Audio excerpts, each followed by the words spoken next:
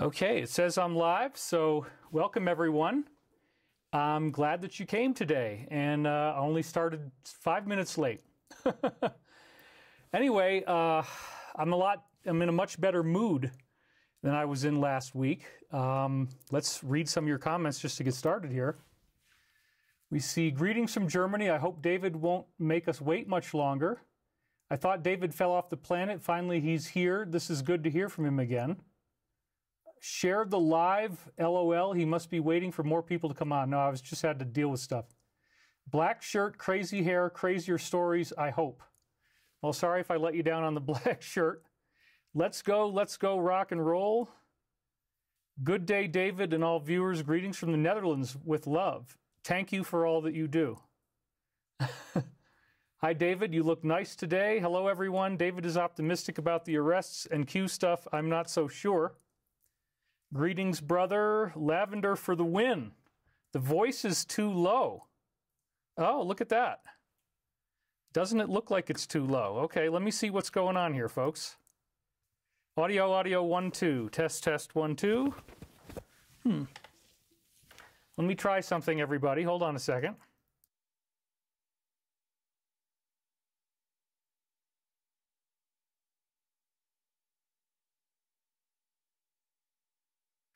All right, well, we lost one of our audio channels, so I'm going to try to fix that. Let's see if I can fix that. Boy, this is embarrassing, everybody.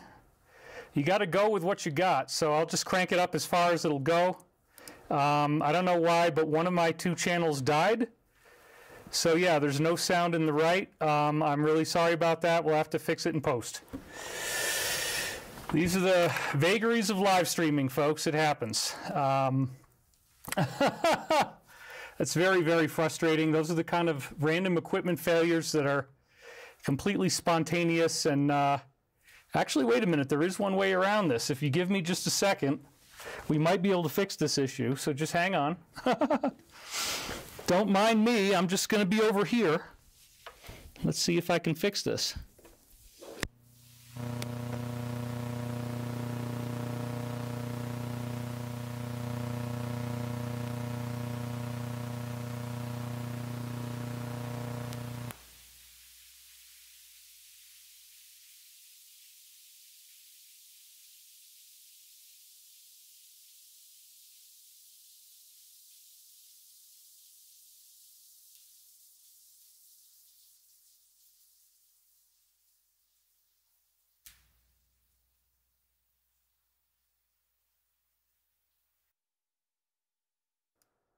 So one of my two channels actually does still work. So this one looks like it's going to be fine for us, and I'm really happy about that.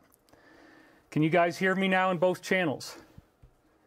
Turn down, you're distorting badly. Does anybody else say that it's bad?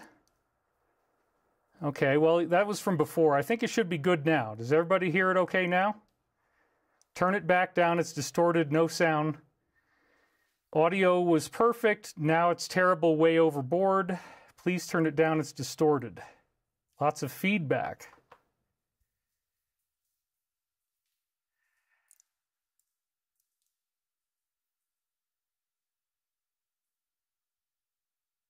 Okay, so you guys say it sounds good now. It looks like it should sound good now. And that is perfect. So I'm happy. Okay, sorry, that was a big drag, and you know, live streaming, sometimes you got to actually take the time to do these things. All right, anyway, enough dilly-dallying. Let's get down to content. Woo! As I was saying, I feel better now than I did before. I was in a pretty sad state of mind last week just because somebody just yelled at me in the street, as I talked to you guys about, and you know, that's a pretty shocking and painful thing to go through for anybody. It wasn't at all what I expected, but it happens. So I wanted to be a lot more relaxed this week and just kind of take a nice, easier pace and not be as intense. But I also have some slides, and when I get into slides, the show gets really fun because now I can delve into data that gives you visual cues, visual information. So what I decided to do, I went back and I looked at my last show, and this is the show where I was talking about crop circles and things like this. And one of the things that I came to after watching the show is, okay, well, I promoted the product too much, and I apologize for that. I'm not going to do that this time, and part of the reason why is that we did get a nice response from you guys. It's certainly not enough to pay off the taxes, but as I said, I'm over $1 million in debt, and if these things with Stavatti work out, I'm owed like 6 years of back salary for my work on the board of directors, and then there's other things like that. So it's going to be okay. I'm not ruined, and so I feel better this week because we've had some amazing orders come in for Stavatti. We've got some cool stuff happening with the company. It's taken some time of mine, but again, at the same time, last week's show, I realized not only did I promote the product too much, which I'm not going to do this time, but I also was talking about the tetrahedron concept, but I didn't really explain it. And so I talked about the formations that were showing up last year, or this year, actually, this past season, just up until recently. And okay, everybody says the sound is great. I just want to make sure there aren't any other problems. Can you talk about the shape of the earth? We love you, David. Love is all that matters. David is not Valiant Thor. He is Edgar Casey. We already know this is not a big deal. You should be used to crazies by now. The camera is not focusing clearly. That's just a function of where my head is. Recognize you from Las Cruces, New Mexico. We love you here. The audio was perfect. Someone's headphones... No, we did have a problem with the audio. Don't drink the crazy lady spring water. Can we pay in parts for your new course like last time? We will try to get an installment plan going. We don't have one yet. Let's see. I have panhandled on the street to feed my family, but I don't mind. I'm sorry to hear that. You are the father of anti-gravity. Thank you for being a patriot. Your sacrifices are not going unnoticed. Steve D'Amato. New Jerusalem. Yeah, let's get back to the content. Because again, there's some really, really exciting stuff I want to talk about today, because as I was going through this, all this material, I realized that the number 31,680 was coming up very prominently by virtue of the fact that this year's crop formations were definitely doing callbacks to a classic one called Barbary Castle 1991. And here it is.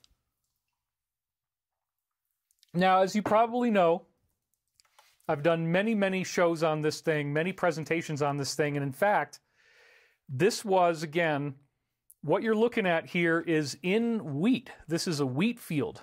So despite how amazingly geometric this is, what you see in all these diagonal lines from the top left to the bottom right is this concept of tractor lines, and there's about 30 feet between each set of these lines. So the reason why you see two lines is that there's two wheels on the tractor. So the tractor is going along, and it has these long metallic things that water the crop in between, and that's how they keep everything hydrated. They have these big, long machines. So what the crop circle makers do, as I said last time, is they actually flatten out the crops. There are people who have witnessed this, and it only happens in less than a minute. You just literally see everything fall down right in front of you. There are incredible anomalies, including that the crops actually grow better after they've had a crop circle. And in my new show, A Sacred Science of Michael Prophecies, I do have video that I took in 2010 with a group in the crop circles in England where we showed that. So it's pretty exciting because crop circles are very, very cool looking. I mean, just take a look at this thing. It's like, what in the world? And I've always talked about this as if it was a dimensional shift indicator, because if you look at the top, it's like a point in a void. You see how that line goes into the middle of a big blank circle? Well, that could be like the first dimension, the idea of dimensionality just being a point of origin. Then on the bottom right, it looks like it's spinning into 2 dimensions now. It becomes like a pinwheel shape. And then, of course, on the left, it starts to ratchet upwards, and it becomes a 3-dimensional shape, because if you look at that ratchet spiral as if it's going around a sphere, right? Think of it as a round sphere. That's part of what we see here. Now, there's some cool stuff also, because the ratchet spiral you just looked at, they measured that thing, and the exact length of it is 333 feet. The exact length, if you were to walk through that spiral step by step and measure it along the way, you get 333 feet. And there's a lot of really, really weird stuff associated with this formation, but again, it seems to implicate the idea of a dimensional shift. In other words, you have first dimension, second dimension, third dimension being the three circles on the outside, and then there's a fourth dimensional change, just making sure I'm still on the air. There's a fourth dimensional change, and that fourth dimensional change is illustrated by what you see in the center. Now, it's a little bit hard to see, but it is a tetrahedron, which is like a pyramid. So think of a pyramid that has a triangular base. So imagine that there's a triangular pyramid, it's sitting on a triangular base, and then it has these three lines coming up to the middle, which would be the big round circle in the center, the one that's the lightest colored. And so what we also see is rings around the center, and those rings actually correspond in terms of their angular relationships to a sphere inside the tetrahedron. So this is a very critical point, the idea of putting a tetrahedron inside a sphere. And in the research I've been doing for so many years now, we've uncovered, many years after I first found this, that that is the nature of the photon, that the photon itself is much more than what we think. The photon is very adaptive. It could be very small or it could be very large. And in fact, the whole universe is made from photons. And we've talked about this new science discovered by Dr. Nima Arkani Hamed, where he found that there's this geometry that creates all of space and time. And he called it the amplituhedron, but it is a tetrahedron. So again, that's a lot of information. I know this stuff gets overwhelming, but the concept is the tetrahedron could be the only thing that really exists. There's no space, there's no time, there's just one shape which happens to look exactly like this, sort of. Well, the part in the middle. So if that is true, if that's really the universal geometry, then we've got a very exciting thing going on here. Because this science tells us that we're going through a dimensional shift. The crop circles in and of themselves carry this message, and they carry it redundantly.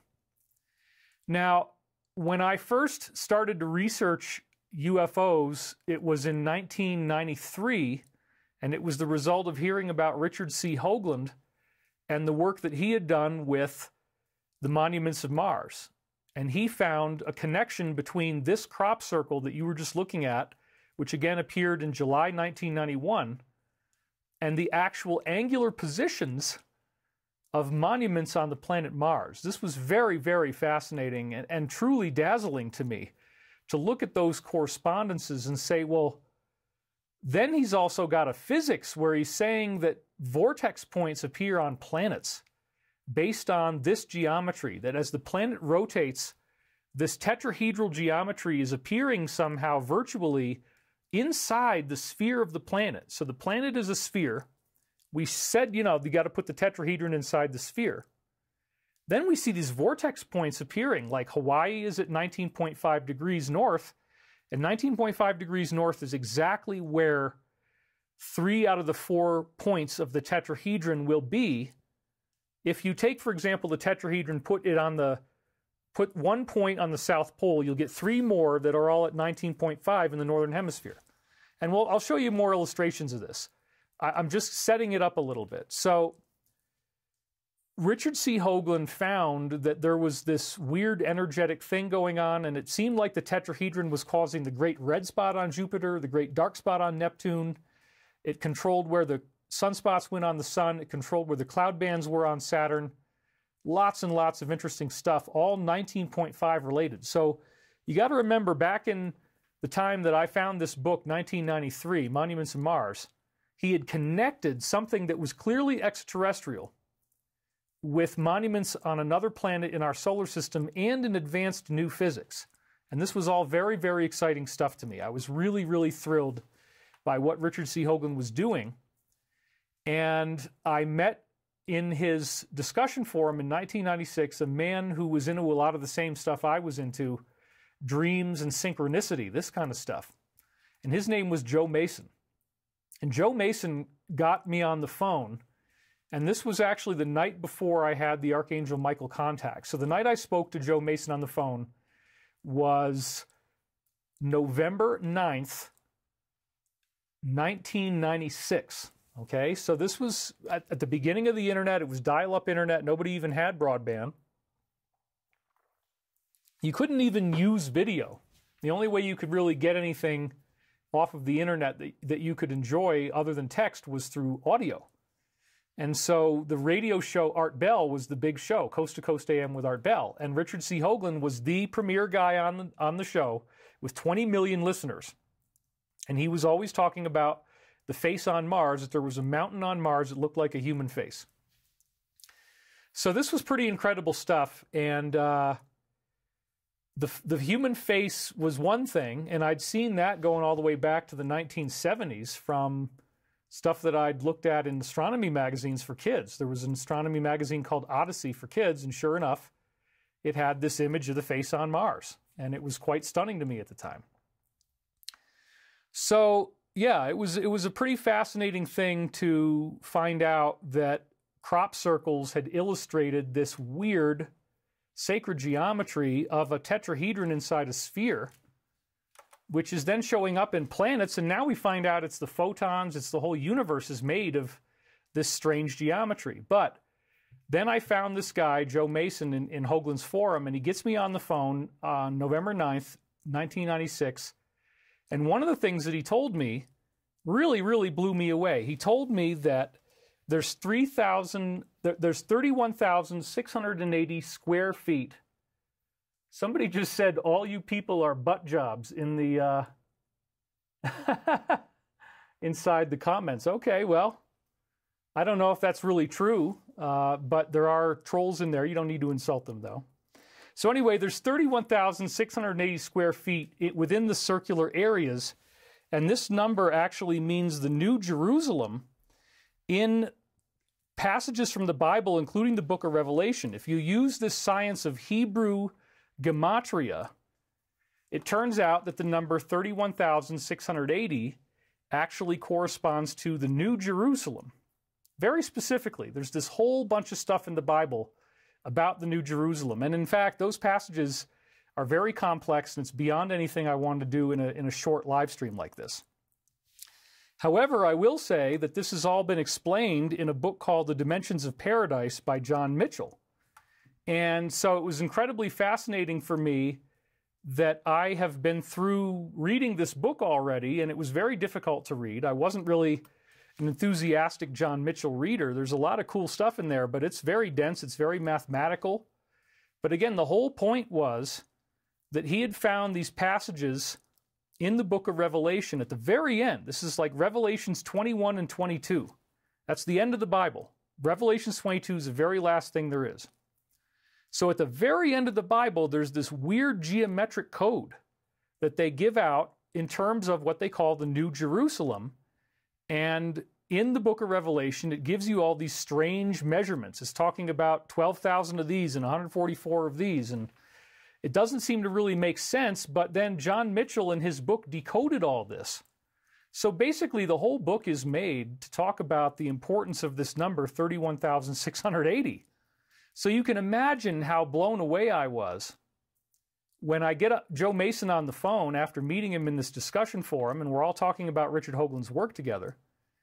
And one of the first things he tells me is, yeah, you know that Barbary Castle image that he keeps showing? There's 31,680 square feet if you add up the square footage of all the circles put together. Well, what does this really mean? This means that the Barbary Castle formation is an illustration of the New Jerusalem. It's a prophecy of the New Jerusalem. The New Jerusalem actually represents the dimensional shift. It represents the transformation of the particles in our reality. That's what's so cool about it. So there's a lot of really, really fascinating areas to explore here, but the main reason I wanted to go through this today is to talk about many other aspects of the book of Revelation as well. And so part of what we're going to do is just show you how the whole book of Revelation is loaded with this bizarre prophecy stuff that seems very relevant to today, which all leads up to the New Jerusalem, which again is 21:22. It's the end of the book. There's nothing left to do after that. So if you consider what we're really seeing here, this is, the New Jerusalem is oddly relevant to what's happening right now because there is a war happening right near and around Jerusalem. And we're in it. So all of the other things that we saw in the last episode regarding the prophecies of crop circles from 2023, clearly that we saw, for example, lots of wicker basket formations. And I discussed how the wicker man represents, there was a movie from, I think, 1972, where it describes a pagan cult on a small island, and there's a police officer who goes there to arrest everybody, or whoever was responsible for this girl's loss. And in fact, they don't want the murder being investigated. They lure him into walking into a big man made out of sticks. I mean, this is a wicker man. So if you've ever seen Burning Man, and the idea of burning some big human effigy out of twigs, you know, it could be that the thing's 20 feet tall, and you might not even walk somebody in until they're halfway up from the bottom. But the problem was he didn't realize he was being walked into this wicker man. Only once he got inside and then they locked the door on him and they set it on fire did he realize they were burning him to death. So it's a very dark movie. It's considered a horror movie. It's in the horror genre. And Wicker Man is something that my insider, who claims to have worked on a covert level for the Clintons and had a lot of really dark stuff that he told me, he said that the Wicker Man is the prototypical cabal movie. What you've got here is an illustration of exactly what they do. In other words, they're all in on it. Everybody on the island is in on it. And if anybody investigates them, it's curtains for the investigator. And they do it in this weird ceremonial way. Now, are they doing that now? No, they're not literally burning people now. I mean, maybe in some horrific situations that happens, but a lot of it now is just done by character assassination. So it's a lot less expensive to ruin people's lives through things that you can do online with people sitting at a desk than it is to hurt them. And so hurting people physically doesn't really seem to be that necessary anymore. They can get a lot done just with what they have as the tools of the trade. You know, and I've suffered through this. My ex-wife and I suffered through this together for many years. We held up for a long time, but it was incredible. I mean, we were under just the most outrageous attack. Really, really crazy stuff that you could ever imagine. And I think in time that's all going to start to be more known about, but we'll see. So again, a lot of this stuff bounced back to the tetrahedron, and this illustration showed the tetrahedron, and that was in 1991, but then they came back and gave us some other examples that really, really nailed it. So like Woodborough Hill, July 22nd, 2009, is probably the best one they ever did to really show you this new physics. And we'll get back to the Wicker Man. It's all interconnected. So this is pretty cool because now what you're seeing is the tetrahedron, where you got the triangular base, you've got the circles around the nodes, right? So you look at this, it's like, whoa, damn. This is a scientific geometric diagram of the tetrahedron geometry inside a sphere, where each of the corners of the tetrahedron have spheres around them, which is, again, pretty similar looking to this. It's just like you kind of, instead of tilting it down on making it flat, now you've kind of like tilted it up and made it three-dimensional. So here's Woodborough Hill 2009 from a distance. And here's another photograph of it. It's just an absolutely gorgeous formation. If you look at it straight down, you get a really nice black and white contrast to the way it looks. And if you take a side angle shot when the sun is setting, then you get these really cool shadows like this. Another example that really nailed it on the head was the Merkaba Formation 2017. And once again, it's like, ooh, yeah, there's your tetrahedron. But another one, which I really, really wanted to get to today, and this is one of the things that just, it's been haunting my mind. It's been haunting my mind because this formation, I had to find out where it was. I couldn't remember. I went back to Crop Circle Connector. I went through years and years, and I finally found it in August 2013. I believe this was the finale formation of the season, and it appeared on August 13th, 2013. So here we go. Now, there's some very, very interesting stuff going on here. Oops, I'm not on my slide. I burped and you had to see that. Tried to cover those. Anyway, here we go. So this is really amazing because, again, what do we see? There's a lot of strange stuff going on here. First of all, we do see a tetrahedron, don't we? That's right in the middle where the triangle is. And you can see the lines that make the tetrahedron, but it turns into a crown. It's like a human head is being crucified, and there's a crown. There's actually, as you can see, a halo around the head. And then there's these stylized beams of light coming off of the head.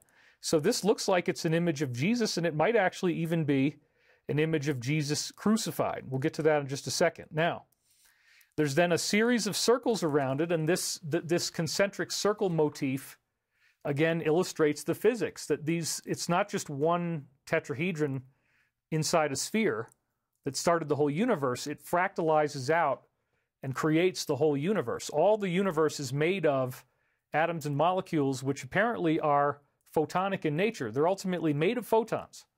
So the stuff that we think is real is actually made of light, and it's light that is created by vibration, interestingly enough.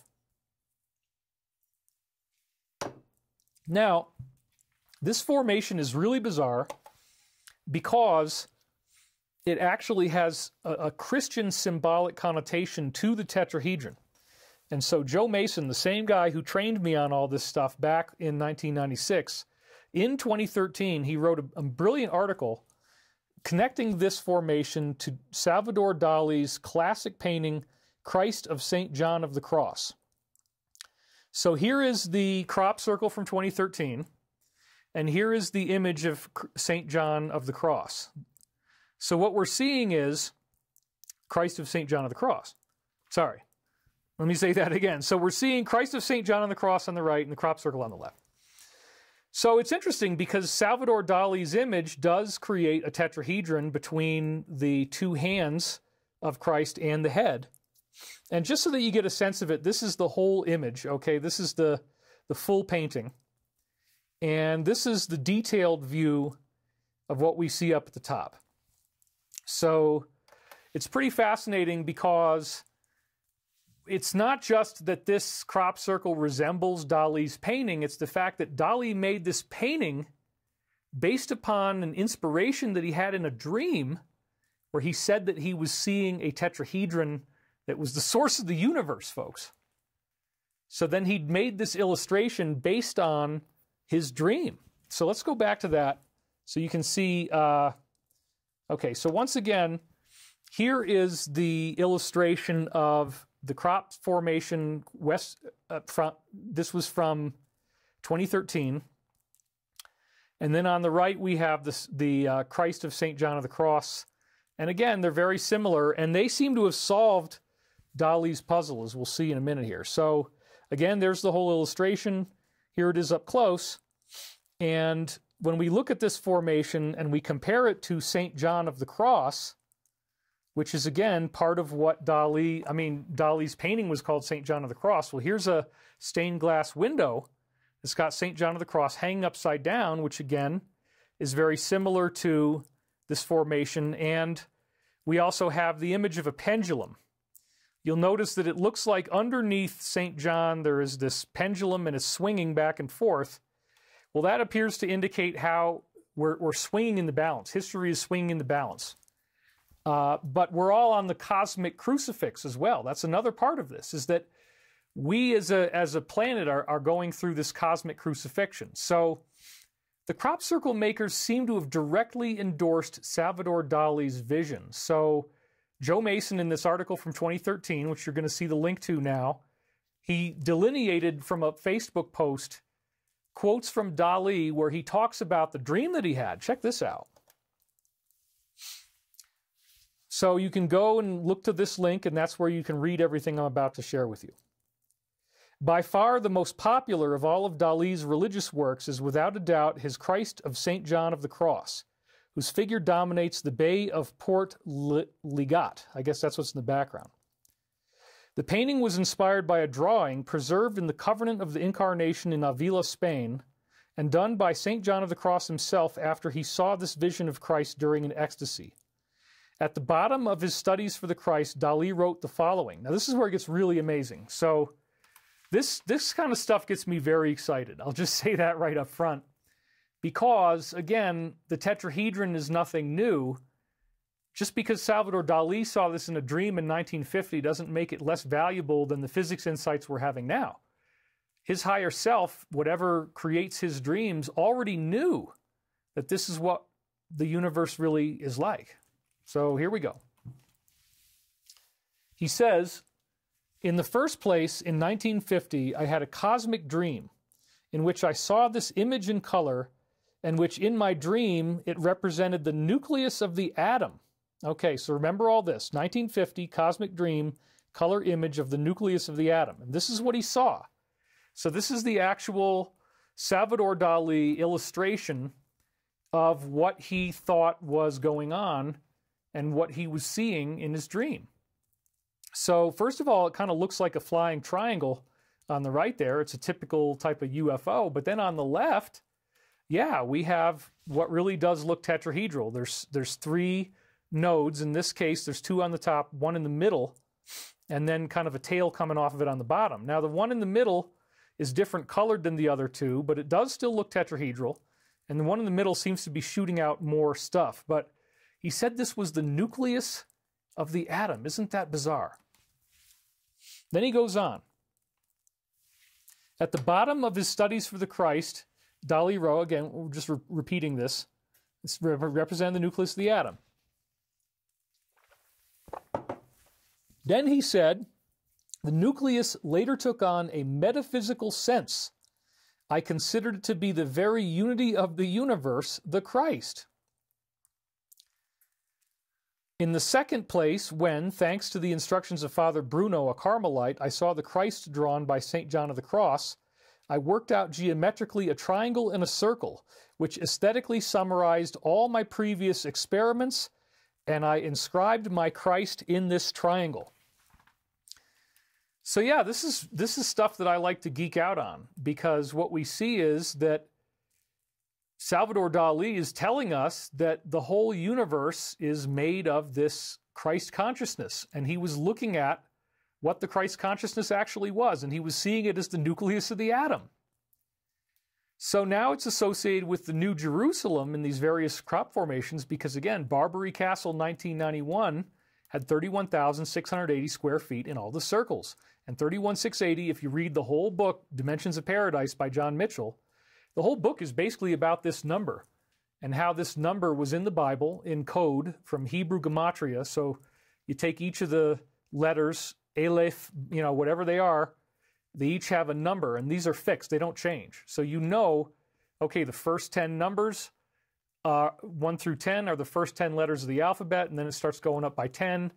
And as you get into these weird and less used letters at the end of the alphabet, like X, Y, and Z, X and Z in particular are very crashing sounds with the mouth that we don't use as often. Those have very high scores. So then you can count up numbers a lot faster that way. So I believe that one of the Bible passages in Mitchell's book that adds up to 31,680 is, the leaves of the tree are made for the healing of nations. So that's an example. And then there's other passages that actually say the New Jerusalem that add up to 31,680 as well. So it's a fascinating thing. And again, this idea of Christ and a tetrahedron being connected is nothing new, as we see in this illustration. This is from a church, and again, it's the Father, Son, and Holy Spirit.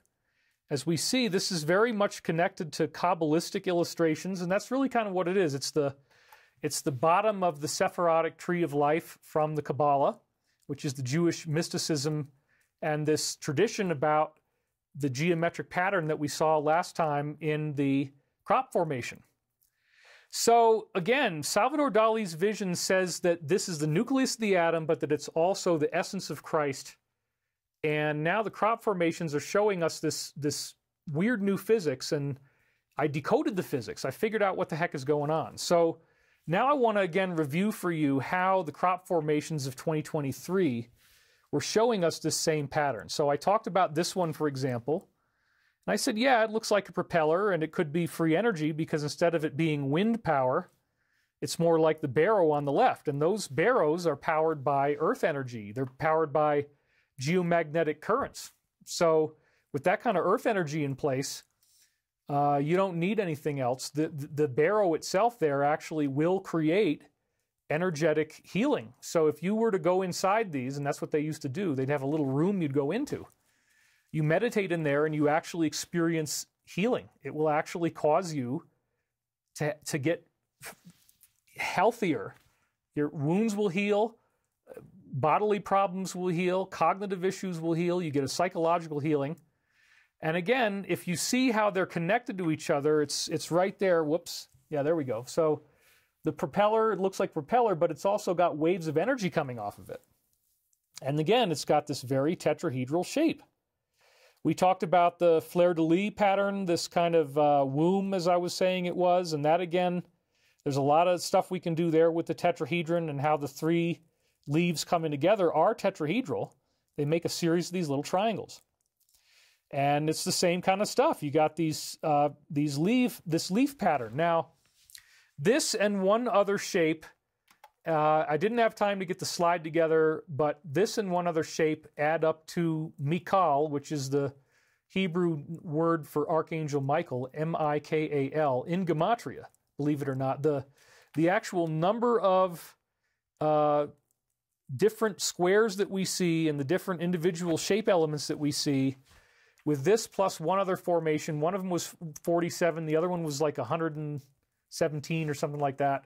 I forget the exact numbers, but anyway, they add up to the actual name for Archangel Michael. So this is now being interpreted by many, not just me, as Archangel Michael's shield. And again, here's another illustration of it. It's tetrahedral, right? You've got the same kind of deal. You've got the three leaves, which look like the three corners of the tetrahedron.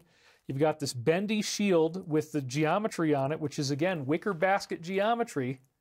And the wicker basket symbolizes, this time, it's the DS that's in trouble, not us.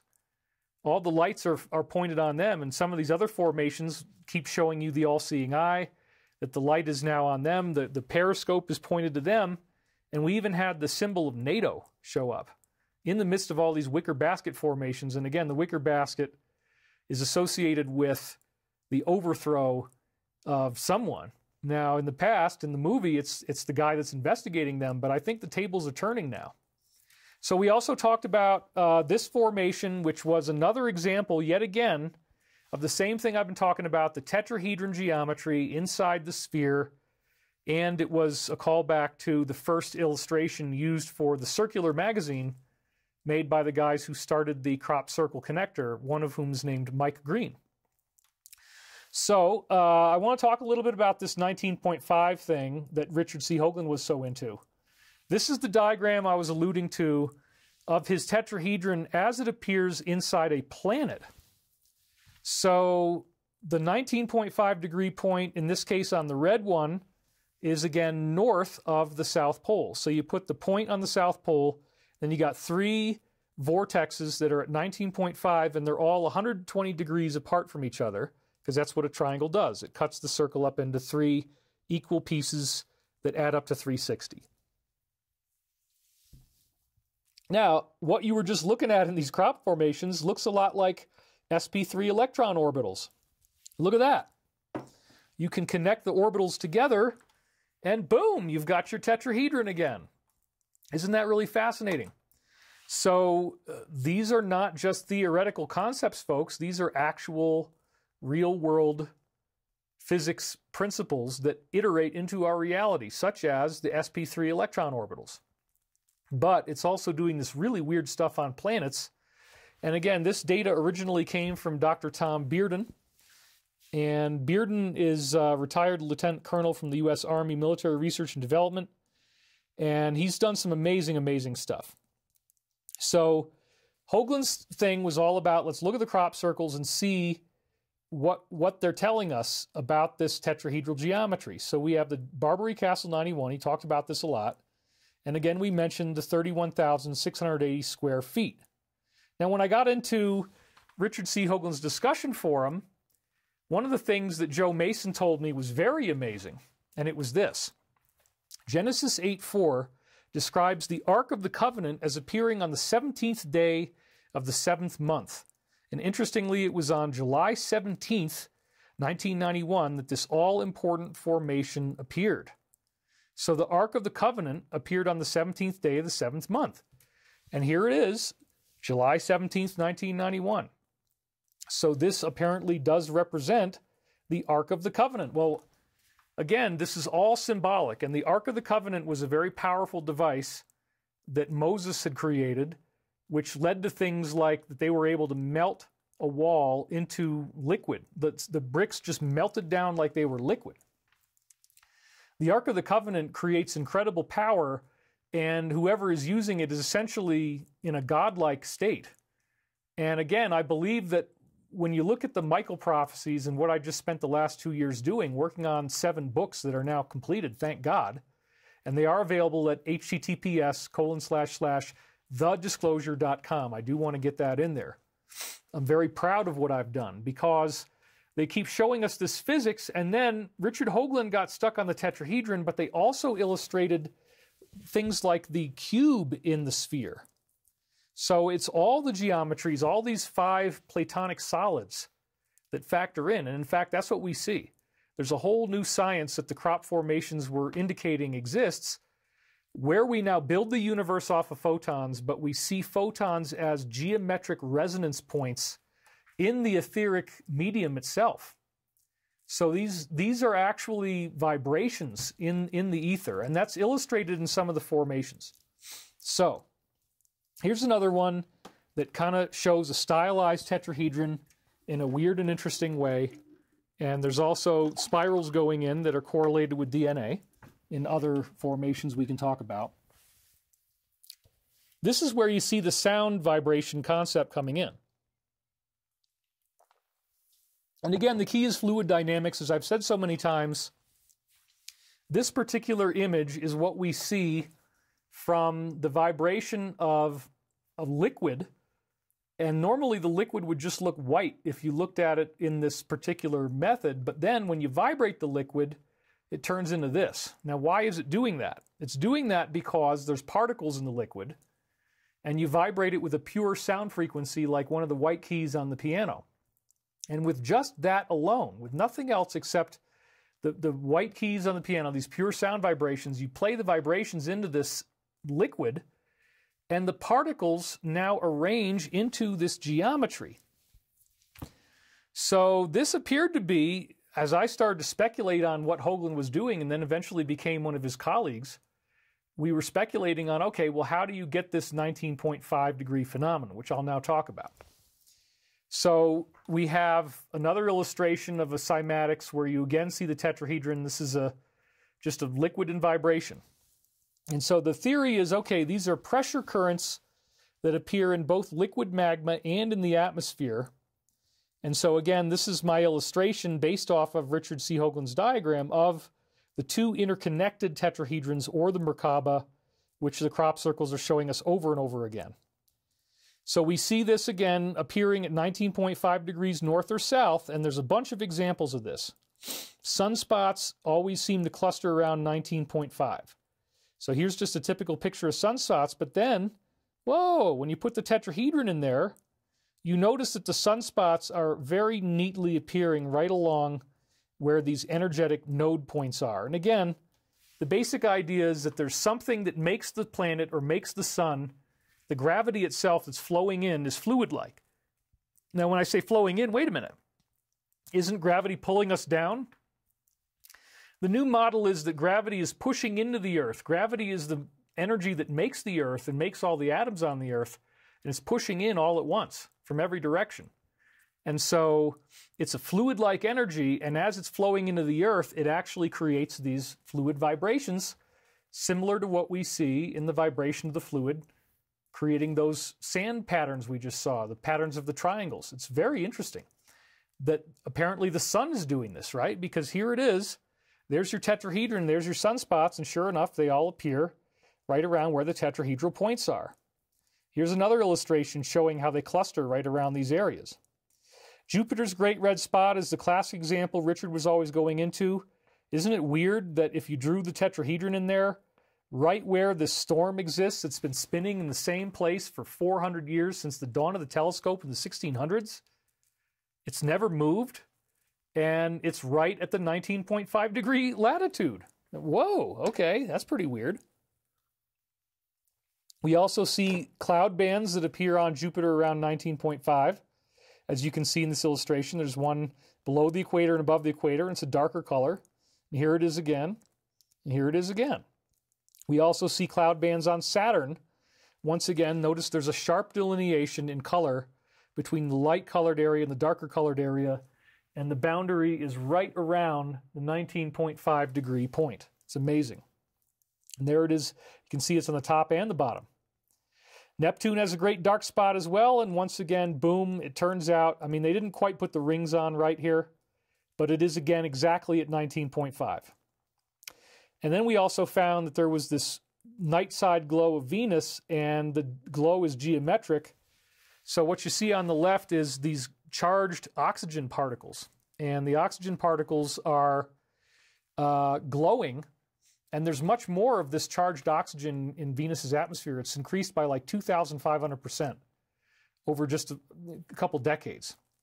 So if you actually look at the shape of where the charged oxygen is appearing, it's tetrahedral. Right along, I drew this guy in on the left there. You can see that up the left-hand side of the tetrahedron is where all the charged particles are appearing. So it does appear that inside Venus's atmosphere, or inside the planet itself, there's this energetic tetrahedron. And you can actually see it based on where the oxygen appears, because the oxygen is coming right off of the geometry itself. Very, very cool. And so this was taken by Jeremy Bailey, and I just added the geometric diagram. And then when you get a solid planet, and for a long time this really confounded me, you get volcanoes. So on Mars, there's a large volcano at 19.5 called Olympus Mons. It's 3 times taller than Mount Everest, and it's exactly at 19.5 degrees. So here's an illustration where, oops, let's get that on camera, where you're going to see the 19.5 degree point. See those 3 guys on the left? That's all geometric, isn't it? They're all in a line. But now you're zooming in on the big volcano, and this is exactly at 19.5, and again, it's the most massive thing in the whole solar system. So pretty amazing, and we're now just still zooming around it. So why is this thing so big? Why is it 3 times taller than Mount Everest? And remember, Mars is a lot smaller than the Earth. Well, apparently the reason why is that it's exactly right at the 19.5 degree point. And then here on Earth, of course, we have Hawaii, which again, look at that. There's Hawaii where the star is, and there's 15 degrees, 30 degrees. So sure enough, if you look at the big island, it's right about 19.5, right in that neck of the woods. It's pretty amazing. And we also see strange geometry in Mars's ice caps. They melt along geometric lines. As you can see here, it looks like a hexagon. I'm not going to go into too much detail on this, but just to show you there's more than tetrahedrons going on. Jupiter at the North Pole, if you look at the areas that are orange, that's where it's hot. And if you look at the areas that are black, that's where it's cold on the left. And on the right, we see this in, I think it's ultraviolet or infrared. So they even call it a quasi-hexagon, but if you put the dodecahedron over it, like, ooh, wow, look at that. Somehow, and don't, you know, I'm still not sure I completely understand why, but there's a differential in temperature on Jupiter between the cold areas and the hot areas, where the top and bottom pentagonal faces are exactly where it's cold, and then there's a sharp boundary, and all of a sudden it gets very hot, with nothing in between. So it's the faces of the geometry that are changing temperature. And it's a very, very curious phenomenon. And so here again, I'm doing it without any other visuals in the way so you can see it. And then Saturn has a strange hexagon on its north pole. So you can see it here and here. There's some kind of weird hexagonal geometry up there. And it's like, well, what in the world is that doing there? Let's make sure I show it to you. I'm not sure if you saw that either. So this is the other one, the other illustration of it. You can look closely and look in the middle, and sure enough, there's a hexagon there. So like, well, wait a minute. Our science doesn't talk about this. Yeah, because there's this fluid-like geometry that's causing these things to happen, like the dodecahedral boundary of temperature in Jupiter's atmosphere, like the Saturn polar hexagon, and like the 19.5 degree vortex points. So again, for many years, I'm like, why in the world would it be showing up in Hawaii and on this weird volcano on Mars? And the answer is that the lava is spinning in the shape of a tetrahedron inside the Earth. If we actually modeled the flow of the lava inside the Earth, it's going to be tetrahedral, and it spins at these vortex points, which then on Mars becomes Olympus Mons, and on Earth it becomes Hawaii. Very volcanically active points. So that's how the physics actually works. So then we see the same thing, 19.5 again, on Saturn's moon Titan. And so this was totally incredible because it's like, here's this weird heat surge on Titan, and you look at where it is, and you even have the illustrations there on the right, and sure enough, it's 19.5. Bang! So this is an interplanetary phenomenon, and it also happened on Neptune, where a great dark spot had a hyperdimensional pole shift, and it actually moved from the southern latitude to the northern latitude, but it stayed at 19.5. And so even though you can't actually see anything here, they needed computers to figure this out. These are the illustrations of Neptune as it went through its great dark spot pole shift. So again, it's like you really need analytical tools to properly understand what you're looking at here, but there it is. And so how in the world would it make a hyperdimensional pole shift? Well, remember, there's two tetrahedrons in the geometry. They're like interconnected like a Merkaba. And so you could have, apparently, the geometric point can shift from the north latitude to the south latitude or vice versa. And that's what we saw happening here. So this really was an interplanetary phenomenon. And now they're like, well, we don't know what's going on because now the great dark spot moved to the northern latitude, but now it's trapped in a new area, and that's 19.5. Well, we know why. We know why. So this was the juice of the Richard Hoagland model, and it was amazing. We had this physics about volcanoes appearing like Hawaii and Olympus Mons. The reason why Olympus Mons is 3 times taller than Everest is it is apparently a manifestation of this volcanic uplift caused by what? Caused by a tetrahedron. Same thing with Hawaii, same thing with Great Red Spot, Great Dark Spot, cloud bands on Saturn, cloud bands on Jupiter, sunspots on the Sun, the bright spot on Titan. I mean, it goes on and on.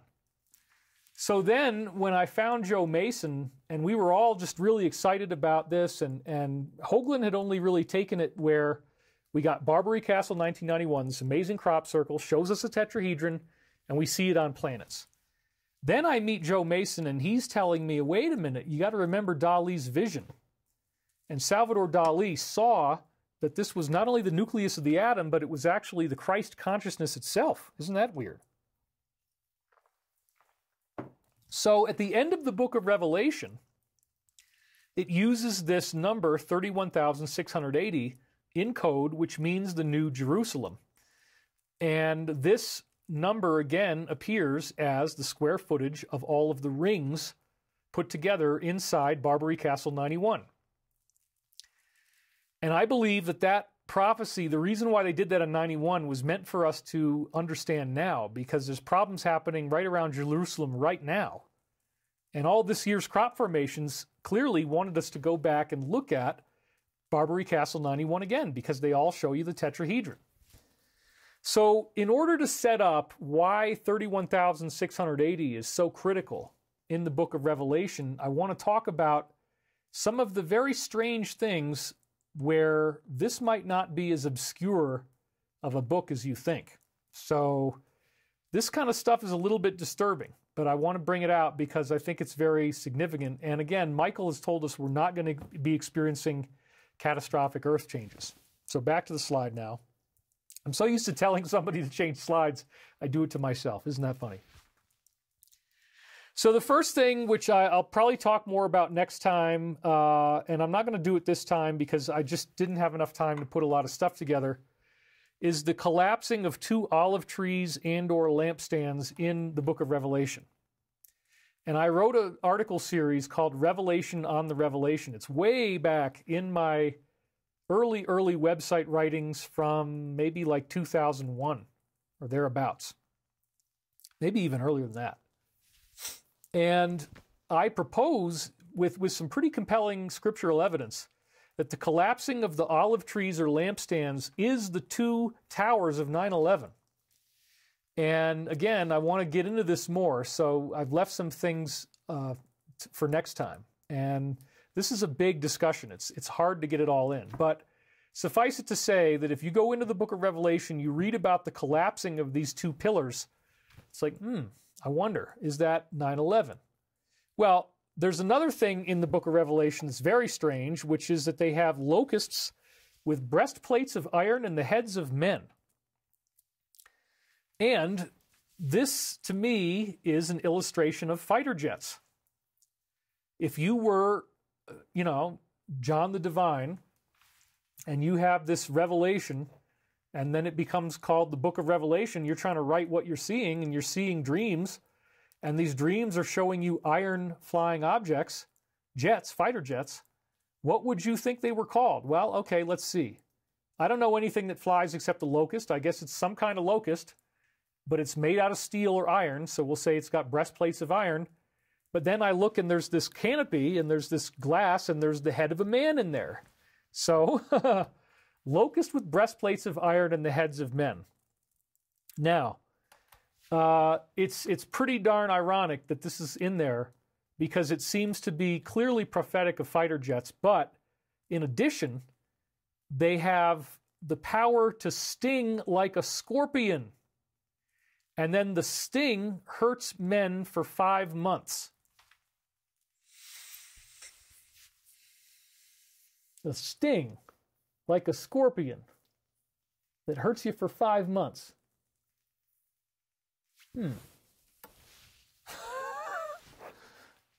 What could be similar to a sting like a scorpion?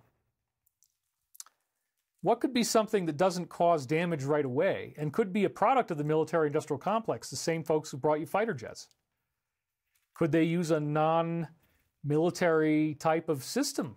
That's what a lot of people are concerned about now, is what's going on. Were there things that people put into their bodies that maybe you didn't want to do that? Well, isn't it weird that they first show the symbol of the military-industrial complex in the form of these locusts with breastplates of iron and the heads of men, and then they have a sting that hurts you for 5 months, and it's like a scorpion. You tell me what you think that means. I'm not going to actually finish the job of interpretation, but I think you get the point. It's pretty insane. And then as we go further along, just to drive the point home even more, they have the vials of God's wrath. Whoa.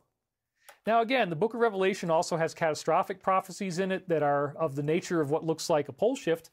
And I'm going to cover those in a minute here. But first of all, before we get to that, they actually have angels who have 7 different vials, and they open up the vials and they pour them out on the earth. And these are the vials of God's wrath. And this absolutely sounds like vials of inoculation. It does absolutely appear that the book of Revelation has a COVID-related prophecy in it, in the sense of what people thought they were using to fight COVID. So, the vials of God's wrath. I mean, this just gets crazy. So, it might scare you a little bit, but hang in there with me. I'll keep you laughing the whole time. I heard a great voice out of the temple saying to the 7 angels, "Go your ways and pour out the vials of the wrath of God upon the earth." The first went and poured out his vial upon the earth, and there fell a noisome and grievous sore upon the men who had the mark of the beast and who worshipped his image. So there's vials, and then there's a sore on the body. Well, one of the things that we see with this damage to blood vessels and circulation is that there are oftentimes grotesque scars on the body. Someone who's, this is very sad but true, a family member, relative actually died recently, and before he died, much of his whole skin was black and blue. So this seems to be a fulfillment of that prophecy, very much so. A noisome and grievous sore caused by the first vial. Then the second angel poured out his vial upon the sea, and it became as the blood of a dead man, and every living soul died in the sea. And the third angel poured out his vial upon the rivers and fountains of waters, and they became as blood. Okay, so now we have a direct connection between the blood of a dead man and the vials being poured. Two of them in a row, two of the angels, right? Because there's a second angel and there's a third angel. But it's not just the blood of a living person, it's the blood of a dead person. Well, that's what we're seeing is clots, right? So isn't this potentially a clot prophecy? Yeah, I think so. I mean, it's symbolic because it's talking about rivers and waters, but these are also the rivers and waters within the circulatory system. So this is the Bible. This is over 2,000 years old. Nobody disputes that. Or roughly 2,000 years old, maybe 1,990 because, Christ died in 33 AD, and then these things got written afterwards. But yeah, we'll just say 2,000 years. What's going on here? How did they get vials and how did they get blood clots? And whoa, wait, what? Yeah, I mean, it's weird, right? It's very, very weird. And then the fourth angel poured out his vial upon the sun, and power was given unto him, I guess the sun, to scorch men with fire, or that angel. So this is your solar flash prophecy. So there again, it appears that we are now on a non-catastrophic timeline. That's the message of the Michael Prophecies throughout all the 7 books. I've finished them all now. And I'm going to be sharing a lot more of these prophecies with you as time goes by. So men were scorched with great heat, and they blasphemed the name of God, who hath power over these plagues, and they repented not to give him glory. So here again is the angels opening the vials, which is causing problems with the blood, and now they're calling it a plague, which was COVID. So this is very, very interesting because people don't realize what's going on, and they may curse God for what's happening, not realizing, no, God didn't have anything to do with this, except that, according to Michael's message, these events were allowed to transpire because the alternative was global pole shift and apocalypse. So even though what we're seeing is very tragic, it was a necessary thing to save the planet because it's triggering a great awakening. People are becoming aware of what's going on. And that is really the key to the New Jerusalem, the awakening of this Christ energy within yourself, your own atoms and molecules changing into the form that Dali saw in his vision, as shown in the West Kennett Long Barrow 2013 crop formation and others of the crucified Jesus inside the tetrahedron, like the Dali image. So again, this is pretty freaking scary. It's like, oh my gosh, wait a minute. Revelations is kind of on the nose.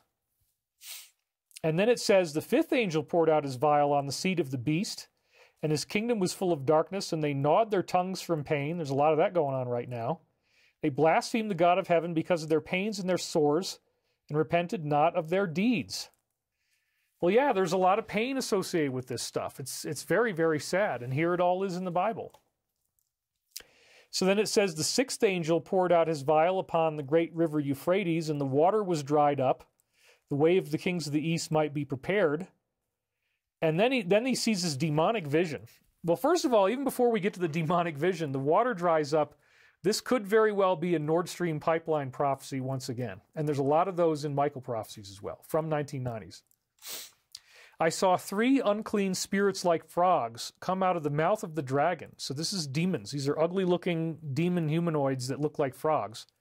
And out of the mouth of the beast and out of the false prophet. For they are the spirits of devils working miracles, which go forth unto the kings of the earth and to the whole world, to gather them for the battle of that great day of God Almighty. Behold, I come as a thief. Blessed is he that watcheth and keepeth his garments, lest he walk naked and they see his shame.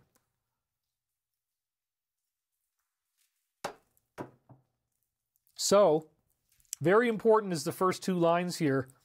The spirits of devils that go forth to the kings of the earth and to the whole world. It does appear that lower astral planes do exist on earth and everywhere else where there's sentient life, and that those lower astral planes can be essentially evil, satanic, demonic in nature. And this is a very interesting thing that I explore through all 7 of the Michael Prophecies books, this idea that no, hell is real, demons are real, and they can show up under certain circumstances, which to me is just about as terrifying as you can possibly imagine. The whole demon discussion really, really freaks me out, and I had rejected the discussion and ignored a lot of very interesting data over the years, and it wasn't until Michael Prophecies and all these pieces of information coming together that I actually put all of it together. So again, this is revelations and the angels telling you that there are demons influencing the earth, and these demons might actually be extraterrestrial. So in the new cosmology that Michael is showing us, you have events like Fatima in 1917, where in the final event on October 13th, 1917, there was 90,000 people whose clothes became bone dry in the middle of, after a rainstorm had just happened. They were all soaked to the skin. It dried out their clothes, and they saw this disk of dull silver that covered over the sun. And it was a merry apparition. So I keep talking about this. There is good and evil in ufology. There are good guys and bad guys. The good guys are angelic ETs who might identify as, for example, Mother Mary. They've done that, or they're posing as Mary at least, but they're appearing in these flying discs. And then you have Fatima, where 90,000 people see this thing having a dramatic effect on everything that was going on in the area. So I'm really intrigued by all this, and I've just spent 2 years putting this amazing stuff together. And now I get to share it with you. So this is actually outside of the books. This is just more like an add-on from Revelations, where I want to talk about these prophecies and how stunningly correlated they are to what's going on now. So again, the main thing I want you to see here is the idea that demonic energy somehow is influencing what we could call the cabal, and that this is right there in the book. He gathered them together at a place called in the Hebrew tongue Armageddon. So this is right at the end of the book. There's a battle of Armageddon associated with vials being poured out. The 7th angel poured out his vial into the air, and there came a great voice out of the temple of heaven from the throne saying, "It is done." So the whole thing is done at the time that the last of the vials are poured out. And now many, many people, if not most, are rejecting these treatments, these medical treatments. So Armageddon is what happens as the vial thing runs out. Well, you know, the Ukraine war is now not being funded. I mean, Germany just sent them a little bit more, but this is just a fact. And now what we're seeing is that everything is shifted to Israel. It's very terrifying. I'm very concerned about everyone in the area. That's why I want to make sure that we get through to the point of doing the global peace meditation. But before we get there, I wanted to spend maybe 2 hours, I'm about an hour and 15 minutes in now, talking to you about these biblical prophecies and how it leads to the New Jerusalem in 31,680. So again, when the 7th vial is finished being poured, that's when it's done, and the Battle of Armageddon begins. Let's hear more about what it says from here.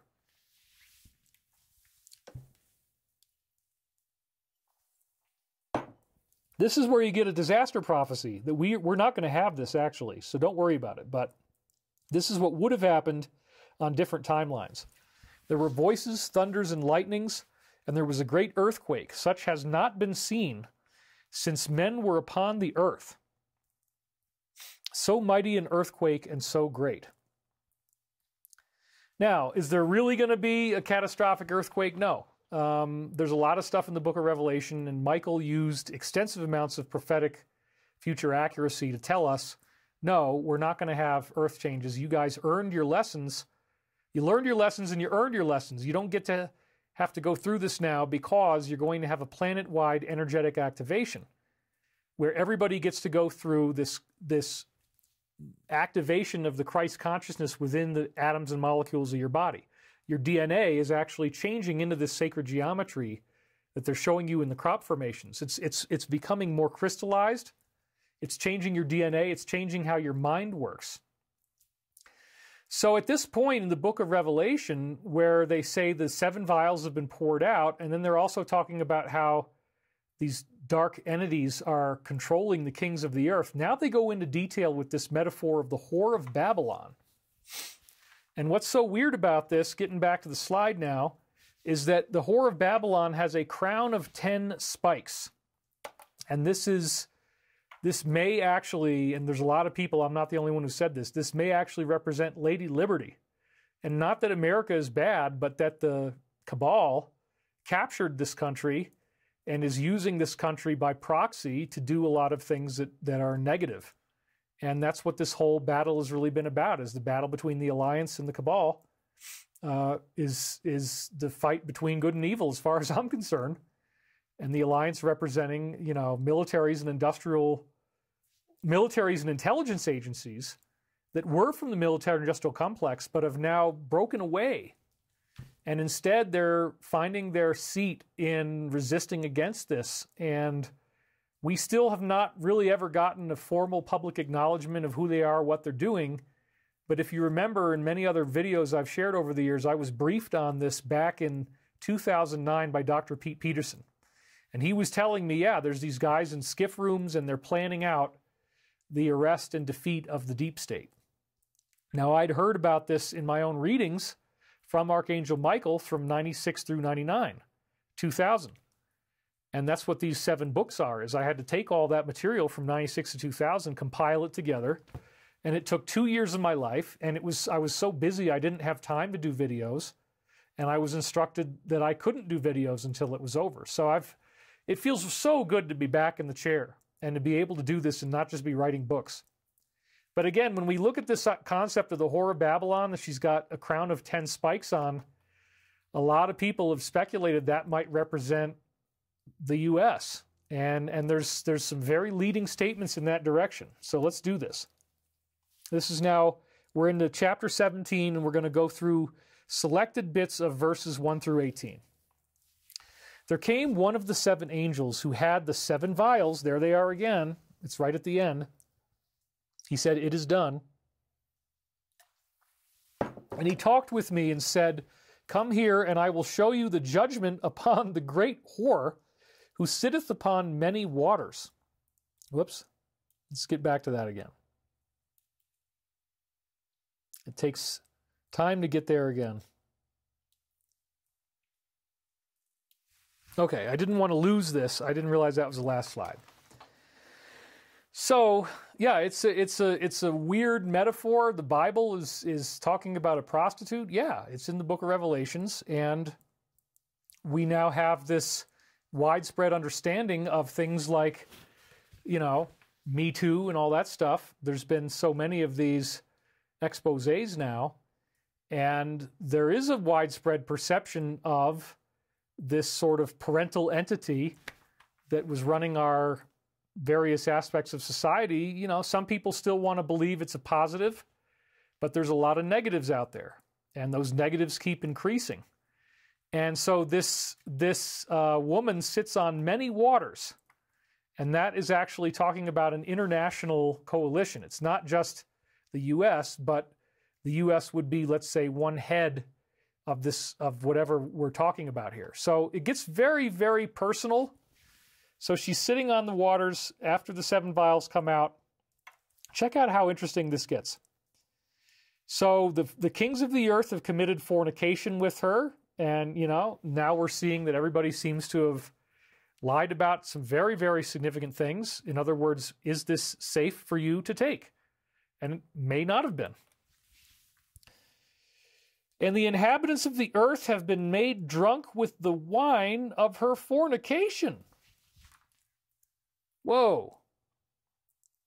Now, think about it like it's a dream. Think about it like it's a metaphor, like it's a symbol. Is it really wine?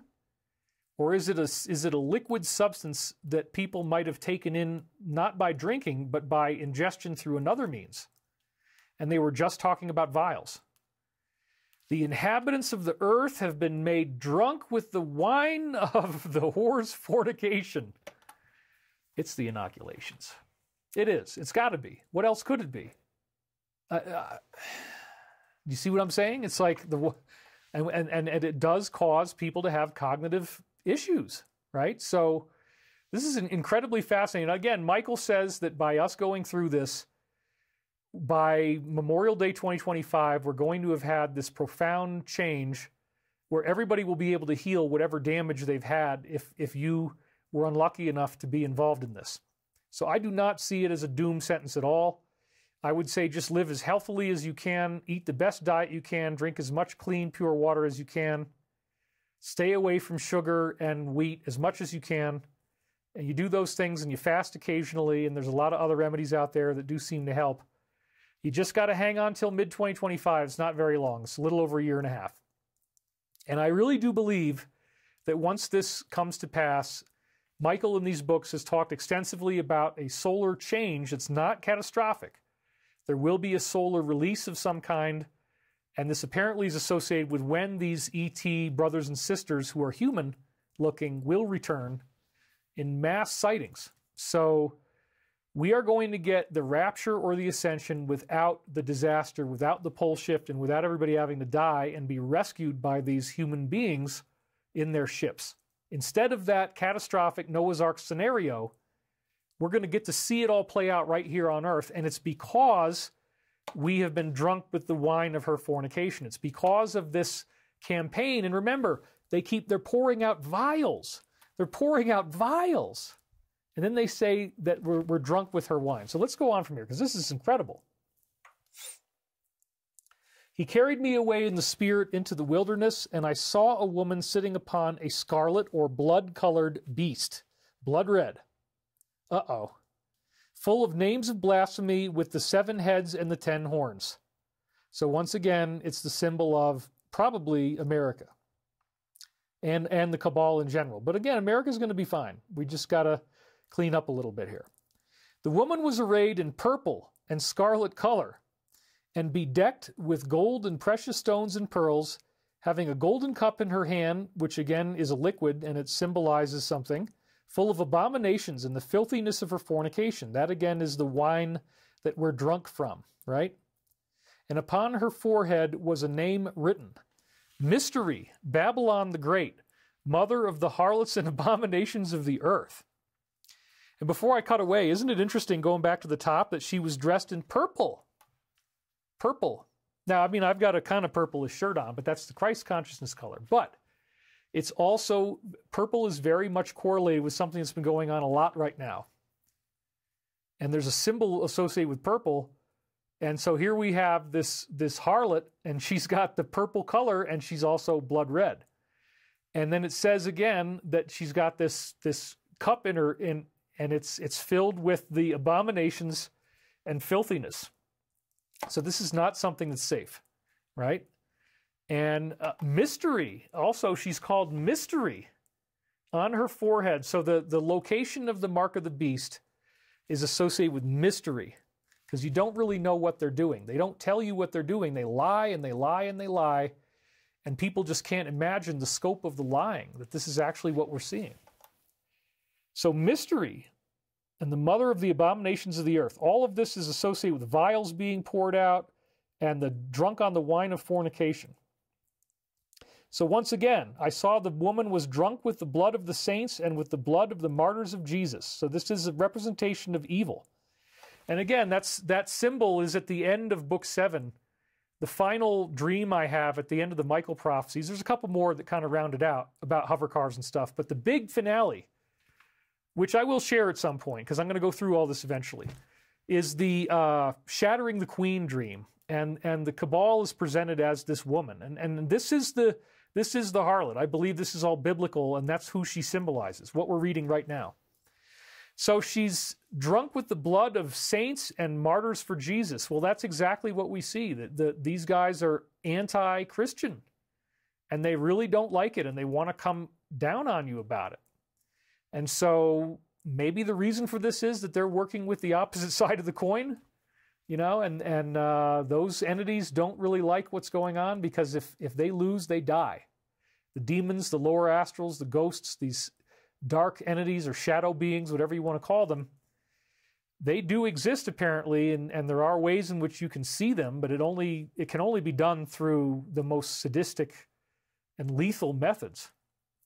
So I don't think most people are ever going to actually have this happen, but they definitely will appear in your dreams. So you can definitely see them in your dreams. There's no doubt about that at all. And they don't like what's going on. and there's an extraterrestrial component. I've talked about this many times before, that there's these entities that come from Rigel, which is the star on the bottom right-hand side of the constellation Orion, and they are the Draco reptilians. It's a reptilian-infested solar system. And they apparently enjoy this particular type of magic, which they get people to practice on Earth, and that creates the ability to have a direct contact not only with them, but with lower astrals. And so now, the actions that we see of this quasi-political entity that's ruling the Earth, it's not based on what's good for humans, it's based on what's good for these entities. And the Bible is telling us all about this. So their proxies on Earth, these entities, when they have proxies on Earth working for them, they want you to be as anti as possible, just like we see in this passage here. Drunk with the blood of saints and the blood of the martyrs of Jesus. And when I saw this harlot, this is the guy seeing the vision, this is St. John the Divine, I wondered with great amazement. And the angel says, well, why are you marveling? I will tell you the mystery of the woman and of the beast that carries her, which has the 7 heads and 10 horns. So once again, there it is. The beast that you saw was and is not and shall not ascend out of the bottomless pit. So it's doomed. They that dwell on the earth, whose names were not written in the book of life from the foundation of the world, shall wonder when they behold the beast that was and is not and yet is. And here is the mind which has wisdom. The 7 heads are 7 mountains on which the woman sitteth. So again, this is talking about how it's a worldwide cabal. It's not just in one place.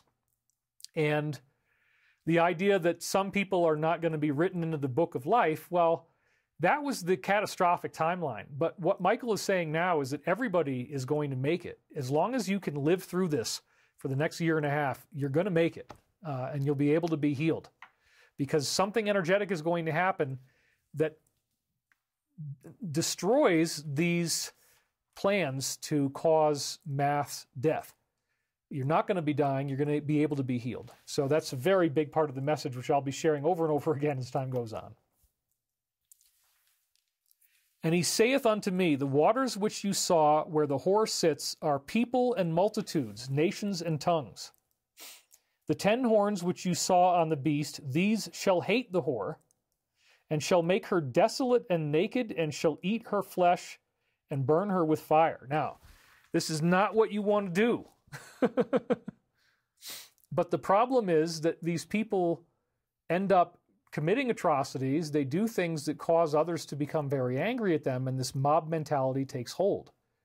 And so I explicitly condemn the attacks against Israel that we've seen. It is not at all anything that supports my beliefs. And I explicitly condemn violence. I think that it's sad in certain cases where violence happens and it has to be mitigated.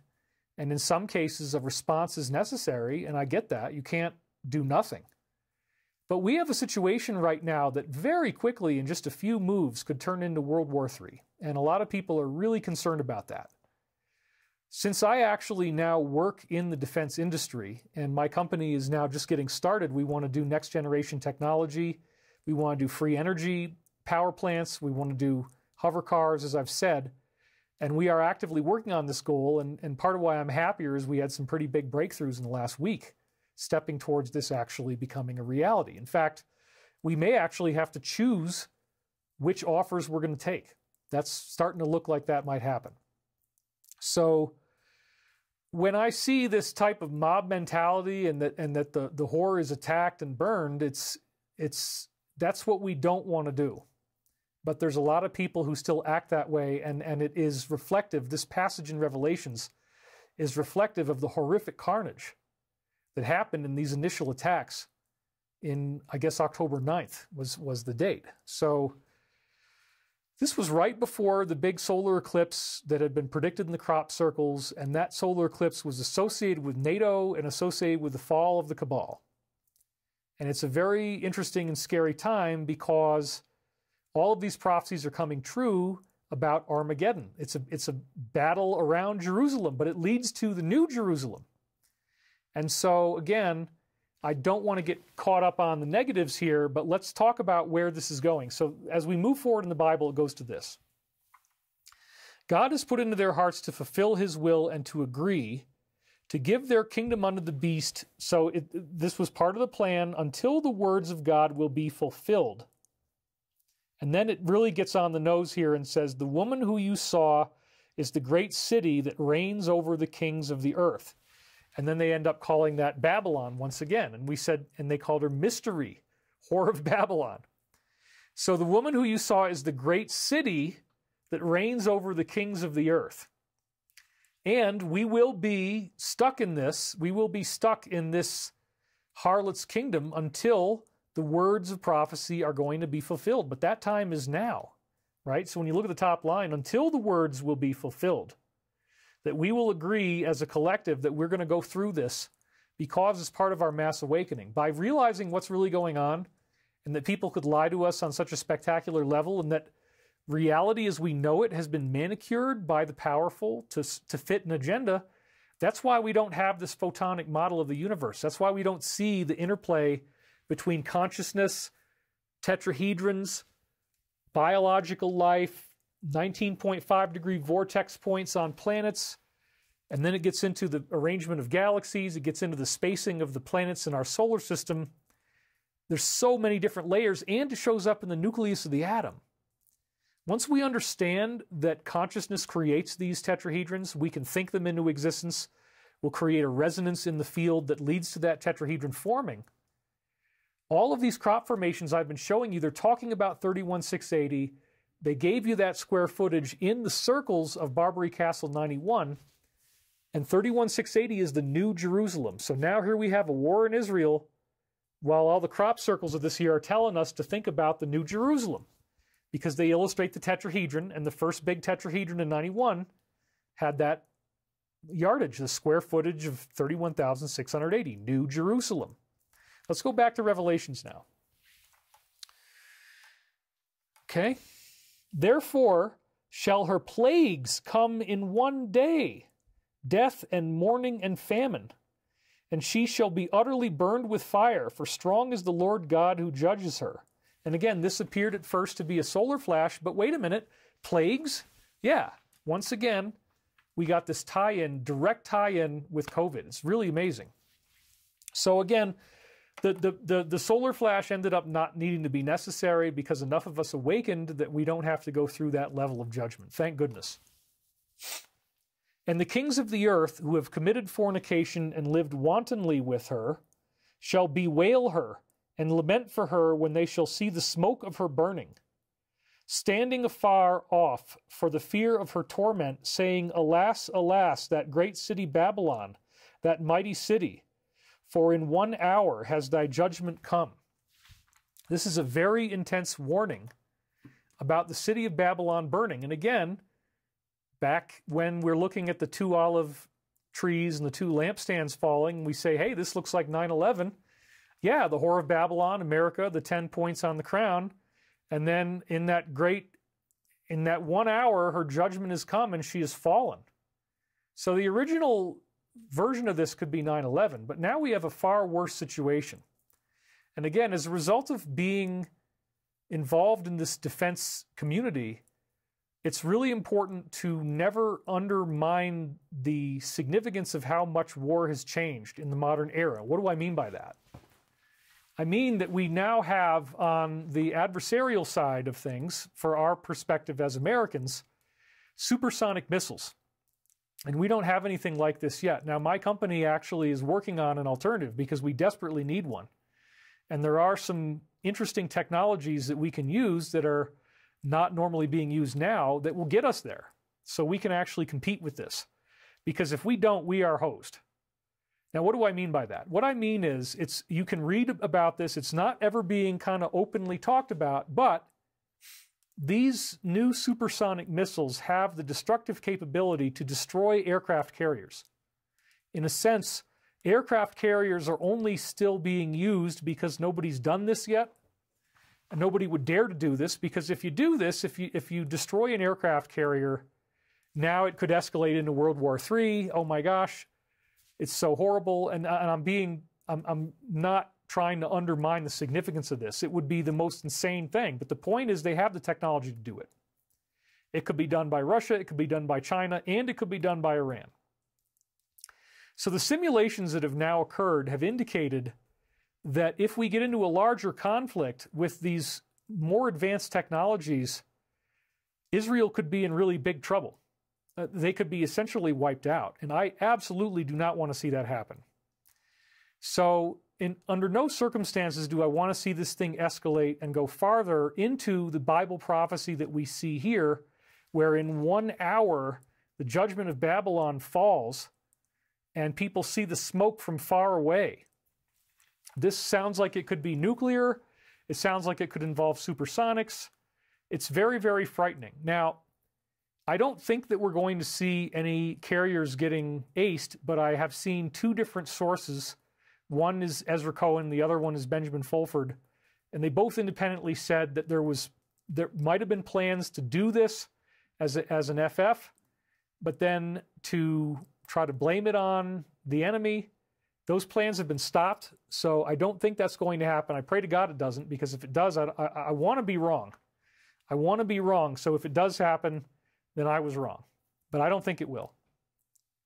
But it could happen. In other words, if things escalate, they now have the technology to do this. And so warfighting is fundamentally changed, and that type of system is probably not going to be useful moving forward. It's just reality.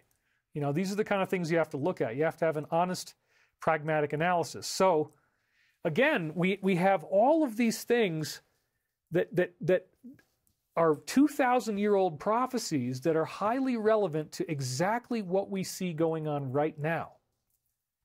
And it's shocking to me. It really does concern me. But I don't think this is going to be a bad thing, because the amount of counterattack that was going to happen for this hideous event has already been scaled back dramatically. The talk at the very beginning was of a full-scale assault, and now even the Biden administration is against that. Most of the people in the world are against that, and humanitarian corridors have been opened up. Evacuations have now been taking place. There probably is going to be some kind of ground thing. Let's hope that it stays short in duration, and we are going to use the technology of global peace meditation to try to keep it that way. That's a big part of why we're here. So all of these things in the book of Revelation seem to add up to what's happening right now, but again, the disasters are not the end, and that's where people get lost. Revelations 21 and 22 is all about the New Jerusalem. So that's where the story ends up taking us. So now we're going to jump right ahead to Revelations 21, and I'm just going to get to the core of it, because all this stuff about the New Jerusalem and the measurements and the number of gates and the colors of the jewels and everything, I just actually didn't have time. And I said, we're never going to be able to get through all this in the show. I'll do it later. But I wanted to focus on the core of what we see in these quotes. Here it is. This is the Ascension part where it gets really good. And the mighty ones, or angels, shall wipe away all tears from their eyes. And this, by the way, is a slightly altered translation that I got off of BibleRealityCheck.com, where, for example, they've replaced the word heaven with the word outer space, because the original Greek Uranos actually is translated as outer space in any other text other than the Bible. And that opens up a whole new space extraterrestrial angel component to the Bible that I've talked about before. The mighty ones shall wipe away all tears from their eyes, and there shall be no more death, neither sorrow nor crying, neither shall there be any more pain, for the former things are passed away. And he that sat upon the throne said, Behold, I make all things new. And he said unto me, Write, for these words are true and faithful. So this is literally a prophecy talking about no more war, no more famine, no more fighting. The world goes into a truly unified, peaceful condition, and that's where I believe all this is heading. That this is the last big war that we're seeing. It's the one that's happening now. And once we can learn to rely on each other and not be so mean to each other, I think we're going to be able to get to this point. And he carried me away in the spirit to a great and high mountain. Here it comes. And he showed me that great city, the holy Jerusalem descending out of outer space from the mighty ones, having the glory of the mighty ones. And her light was like unto a stone most precious, even like a jasper stone, clear as crystal. So, there's this whole weird thing about the New Jerusalem, and in the book, The Dimensions of Paradise by John Mitchell, he associates this vision directly with the dodecahedron geometry. They actually give you all the clues to say that they're describing a dodecahedron, which again was that shape that we saw in the boundary between the hot and cold areas on Jupiter. And it's one of the basic shapes that's made by vibration of the photon. So a dodecahedron is a form of a photon, if you will. And so this is actually another weird symbol where the New Jerusalem is describing a geometric pattern that actually corresponds to the atoms in our reality changing somehow. That's why I like it so much. I like the correlations between how we're seeing these crop formations that illustrated St. John on the cross, the Salvador Dali painting that he made, and then the tetrahedron, all interconnected. It's the spiritualization of our reality, just like Dali saw that this was actually the nucleus of the atom and Christ consciousness. And the crop circle makers clearly wanted us to see this because they keep showing us the tetrahedron. And again, in that Dali formation, they basically endorsed Dali's dream vision as being correct. So again, we saw the gematria of the passages in this part of the Bible that I've been reading to you adds up to 31,680. And this was the original illustration that was made by my colleague Joe Mason. It's got two different fonts in it, which you're not supposed to do, and it's all pixelized, lots of writing on it. But the bottom line, what you really need to look at right now is on the top right, which is the total square footage of the circles is 31,680, which equals New Jerusalem in John Mitchell's book. And there's a lot of other stuff we could talk about. There is a 666 in there because there's 6 joining points going to each of the circles. So if we look at these 3 circles on the corners, we see, for example, on the one that he says moon, you have the line, and then you have the 2 lines from the circle coming into that point, then you have 3 other points coming in. So if you count the intersection between the moon circle and the main tetrahedron, yeah, there's 6 lines going in there. Same thing is also the case with the glyph of the sun. There's 3 lines coming up from the bottom. Then you have 3 lines at the top because there's the 2 lines of the circle one way and the other way, and then another line coming in, which makes 3. And then on the one that's on the bottom right, the sphere is implied. You don't actually see the whole sphere, but once again, with the sphere there, you'd have 6. So this is showing the 666 deliberately because that represents evil, but it's transforming into the 31,680, which is the square feet of all the circles put together. And that represents the New Jerusalem. And then another thing that I don't have time to go into a whole lot of detail about is that the number 3,168 corresponds to Lord Jesus Christ. Now, because it has Lord in it, it's not necessarily a positive thing, and we'll get into that in a later show. You don't want to make an idol out of Jesus, and that's something that he would have resisted as well. But this is all stuff that I'll talk about more later. But again, there's crop circles this year showing up that have totally validated everything that's in the Michael Prophecies books. It totally blew me away. And it also, again, redundantly talks about this 31,680 feet in New Jerusalem. So the last thing that I've got for you here is some passages from the Michael Prophecies about Israel. And it's a warning, and it seems to be much related to everything else that we're seeing. So what I did before we shot, and we're going to keep it to 2 hours, or just about. I went through all 7 of the Michael books, and I typed in the keyword Israel, and I found all the passages that have Israel in them. And I'm going to read those to you now, because remember, I received these words telepathically in the late 90s using remote viewing protocols, where you screen out the influences of the conscious mind so as to get a clean feed from the source.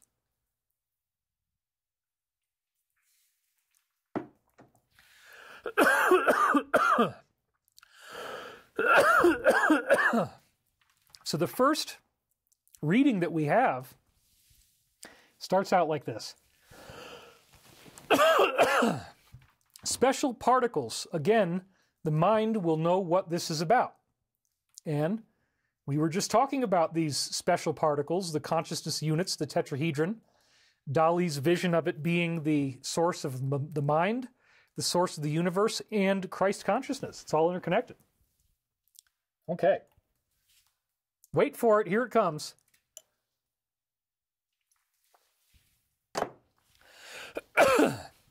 Palestinians, Israel, you should know more about this. Their impeccable track record stands to tarnish yet once more. There are some of those things in life that no one likes to talk about, but it is a necessity. So the special particles, again, is related to the 31680, the New Jerusalem, and how that showed up in the tetrahedron. And then they immediately talk about a prophecy of what sounds like a war between Israel and Palestine.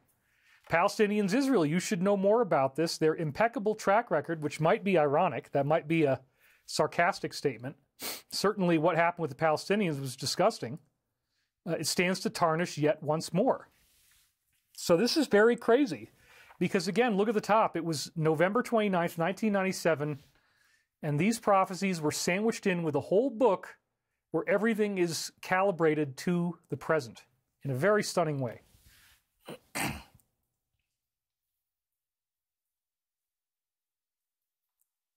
So then I go on from here and I say, please speak more on the Palestinians. And they say, beloved Israel will soon be falling into discord, as has been predicted. This is not as much a matter of concern as one of inevitability. Many tempers will flare as the great war approaches. Oh my gosh. And then I wrote in the book, this is exactly what we are seeing now, an escalating war involving Russia, Ukraine, China, Taiwan, and activity in Israel as well. So remember, I published all 7 of these books before this war actually started, and it was seemingly a big surprise, even though a movie just came out with Helen Mirren about the Yom Kippur War on its 50th anniversary. So Hollywood's got a movie about this thing happening, and I was even thinking about watching the movie. I was going through the new titles. I'm like, oh, maybe I'll watch this Helen Mirren movie. And then all of a sudden, something happens just like what the movie was talking about. Isn't that strange? And in this passage, it says, beloved Israel will soon be falling into discord. It's inevitable, and many tempers will flare as the Great War approaches. Well, the Great War doesn't sound good at all, because the First World War was called the Great War. So this really does concern me. But then they also say that by me bringing this out, we're preventing a lot of the bad stuff from happening. And he says it right here. As you are aware, we have deterred this already from some of the prophecies that have been predicted, but alas, nobody's perfect. We did see this horrible thing happen. There are horrible things happening now.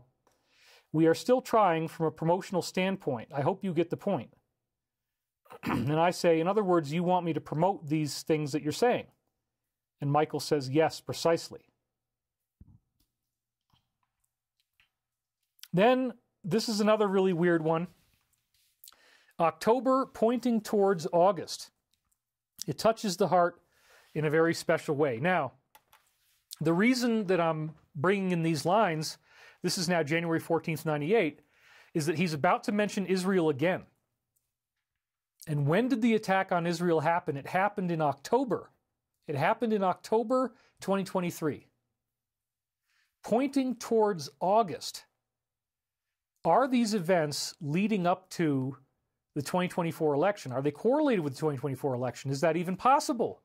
That something as distracting and horrific as a war could be correlated with something else that maybe somebody doesn't want you to have to go through. They want to have an emergency so that there is no distraction. Well, October pointing towards August. August is now just a couple months away from the election of next year.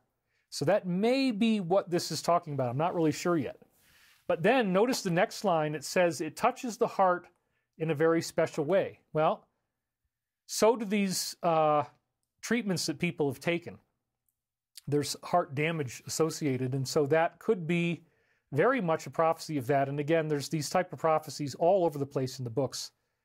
And it tells us we're going to be okay. But alas, redemption comes at a price, and that part is not always easy to understand. And as I said, the treatments touch the heart in a very special way. So again, we are going to be redeemed by this, but the price that we had to go through was this whole COVID campaign. But this triggers a great awakening that prevented us from going through disasters that were far, far worse. So then he says, tragically, many lives have been lost to keep us on the, well, this is what I wrote in my comment, that many lives have been lost to keep us on the non-catastrophic timeline. Now, immediately after this, all these references to COVID, this is what he says. Palestine, Israel, you should keep track of the bombings, as it is only a matter of time now before things get underway. Wow. You should keep track of the bombings. Palestine, Israel. Well, that's, again, very directly seated right in the present. We're in it right now. We want to get you to the point where we establish this pipeline often enough that we may continue to impart time-sensitive data. And again, they talk about the pipeline. It's all Nord Stream related. In a way that keeps accurate these prophecies regarding Israel and the connections therein to the world picture that is just now unfolding before you. And we furthermore want to stress the aspect of these workings in a quite harmonious way.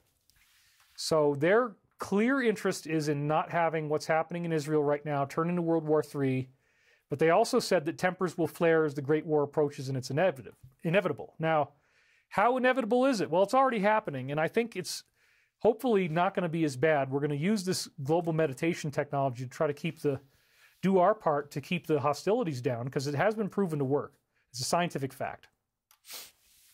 So prophecies regarding Israel, and they want it to be harmonious. Then he again talks about Israel on August 5th, 1998. Members of the Board of Israel and of Pluto, the death planet, have an interesting opportunity here for surprises that await us. Well, Israel just got surprised. So once again, this is very strange prophecy. We can tell you about the intimate opportunities that will be gained to cause a ruckus. We cannot tell you the exact dates as of yet. This turn would be of a simultaneous multinational nature, and it would seem very depressing in the midst of these other circumstances. So once again, Michael clearly warns about a potential war in Israel and says it could make things much, much worse. This idea that, people wanting to get revenge against the so-called Whore of Babylon or the deep state, we don't want this revenge stuff to play out.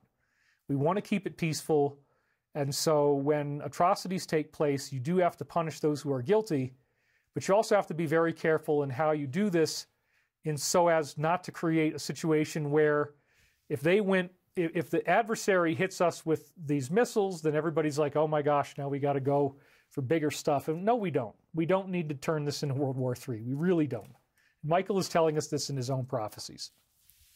So he's saying that this simultaneous multinational war would be very depressing. Therefore, and again, he's saying we don't want this to happen. The ascertaining, this a little bit symbolically encrypted, but he does this a lot, but you'll see that Israel's mentioned yet again here. The ascertaining of various individual forces is a great and superior focus for many individuals, and one not without serious religious and emblematic overtones. While it is familiar for us to work as an influence over Israel, for example, most of the rest of the world does not consider itself sacred or honorable enough to be privy to such visitations. And this is a really interesting point. The New Jerusalem, the prophecy means the ETs that you see in the Old and the New Testament come back again. And they're here. And so therefore everything becomes the New Jerusalem. The whole planet becomes the Holy Land. We don't need to fight over where contacts happened before, because now new contacts happen that basically make the old ones much less of a thing to fight over, if at all. It's a consciousness shift. The whole world changes into the Holy Land, and it's very interesting. So this is showing us how the circumstances happening with Israel do directly pave the way to the defeat of the deep state and the coming of these galactic brothers and sisters. Now we're going to take you to the final one, the final prophecy that we have left in the canon here of Israel. There have always been a few of those people who would trigger Palestine and Israel into a conflict. So somebody wanted to trigger this from the outside. Well, that's the DS once again. They want to create this because they really need it. They need this to happen to try to avoid their own exposure and downfall. So this is their last chance to try to do something like this. Warlike actions do not supersede the glory of the one infinite creator and the decisions that are made as a direct result of the one infinite creator. And so keep that in mind as this warlike scenario develops itself yet again. In other words, the glory of the one infinite creator will not be superseded, and it has already made decisions. And again, remember, this is August 25th, 1999, in a book of prophecy, saying Israel and Palestine are going to be in a conflict, and I released the book before the conflict started. I released the book, I guess, at the end of August. I think I had it finished in August, yeah. So, or at least the very beginning of September. So, I mean, it's a full month or more later that this all happened, and the book talked about it. So, we are being given an opportunity right now to live in a more healthy way and to not make these decisions that could be very destructive. The weapons that we have now are not the same. War is not the same. Larger scale wars now involve the loss of major assets like aircraft carriers. And if people are not thinking about that, they could be really surprised by that. So I don't want you to be surprised by the idea. And it also underlines, again, we don't want the DS committing suicide. If they feel like they are lost, I will be the first one to say, you know, Michael's message is that their actions actually prevented a much greater disaster. There's physics about the pole shift. There's physics about December 21st, 2012, about the solar flash, and we avoided it because instead of it happening here, it happened next door at Proxima Centauri. So I'm very thrilled to have brought you all this information because I don't believe these prophecies are heading in a negative direction. We're at a choice point right now, and I'm already seeing in the last week signs that this is not escalating anywhere near as fast as we thought it would. But with that in mind, we do want to do our global peace meditation. So let me now get into the right position for this.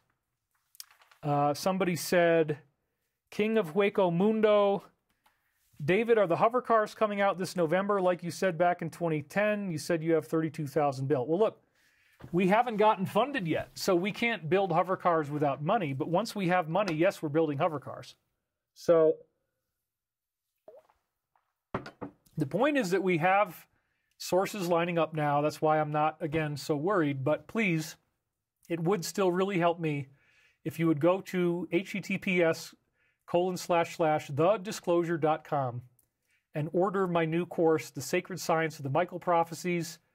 It includes all 7 of the books, and it includes an 11-part video course shot with 7 camera angles where I talk way more in depth about all of the sacred science of the tetrahedron and consciousness and Fatima prophecies and angels and all the things I've been saying here. It's the premier selection of all that data. Okay, LMG Philanthropy says, God wins, we want scripture, King James Bible. Whoa, everything just moved. Okay, 1 Corinthians 15, 1 through 4, amen. Romans 13, 8. To John 1 John 3, 10, 11. My brother, love one. War gives the white hat military cover to clean out all the DS minions in the open. That could very well be true. The DS will just go back underground again until we forget again. I don't think that's what's happening. Hey, David, I'm a big fan from upstate New York. Keep up the great work. This is my favorite presentation you've ever done, according to Galadriel Ray. David, is this not more like the Cathara grid, crystal Christ, and not the Kabbalah? Okay, well, I'm not sure what the Cathara grid is. I don't think David's personal business is your business. Your callous mind is too much focused on someone else's finances. David, you are not talking with St. Michael. Stop lying to people. Okay, well, you know what? You don't have to believe it, but most people do. And actually, if you read the books, it's incredibly compelling. So, hover car lives matter, David. Somebody said that's pretty funny. The last I heard, the USS Ford electromagnetic elevators don't work and it's off the coast of Israel. Yes, the USS Ford was specifically mentioned as the one that was targeted for the FF. I really hope this doesn't happen, and by talking about it, it won't be as much of a surprise. If they did try to do this, it would be the new Pearl Harbor. It would be terrible, and it would make everybody mad, and they just want you reactive and triggered, you know? So everybody's saying they really like the show. Your comments are really great, and so without further ado, now that we're already into the 2 hours, let's do our meditation. Okay. Let me pick some groovy camera angles here.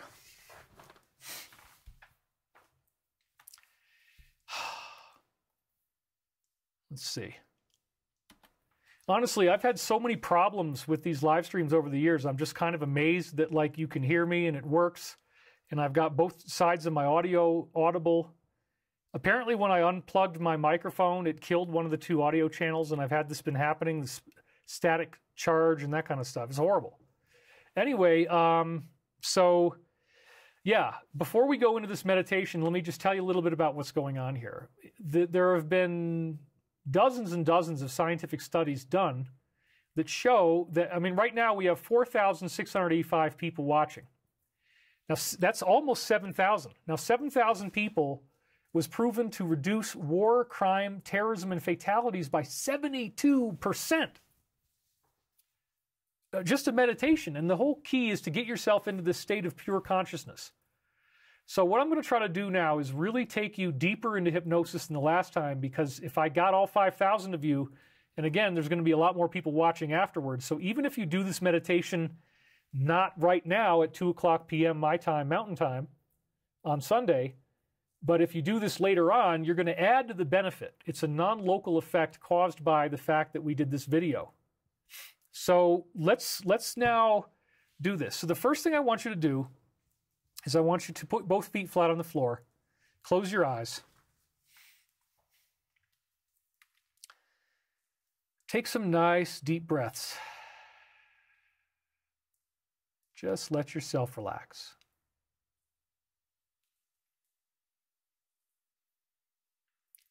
As you find yourself breathing, you can just perhaps breathe in through the nose and exhale through the mouth if that feels good. Become aware of your breath. Become aware of the diaphragm. Allow your lungs to really fill with air and be healthy and pure and clean. Take this feeling, take this energy. Breathe in.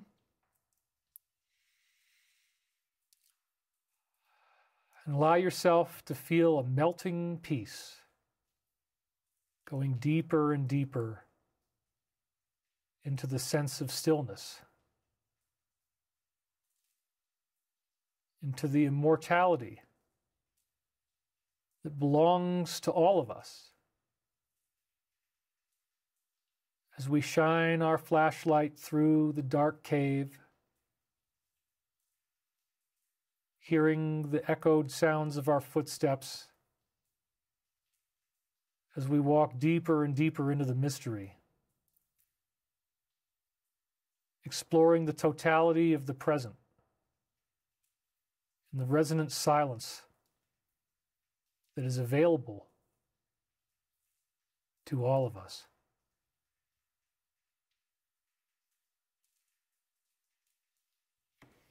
Taking stock of the experiences that we have had, all the learning opportunities,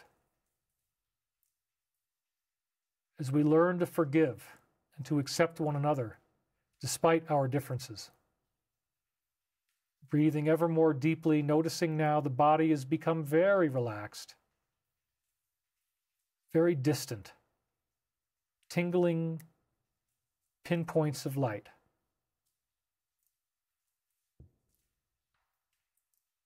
Allowing yourself to keep breathing more and more deeply. Finding the peace in the present moment. Just allowing it to coexist with us. A beautiful, inner silence, we start to notice the geometric patterns of this reality, the patterns that make up the photons, and how they are changing and transforming just like Dali's vision showed us, so that the mind is becoming more activated. And there is a newness of perspective, a newness of understanding. Somewhere within ourselves, we're finding the wherewithal to forgive in ways that were never possible before. Learning to take stock of these experiences and understand them for exactly what they are.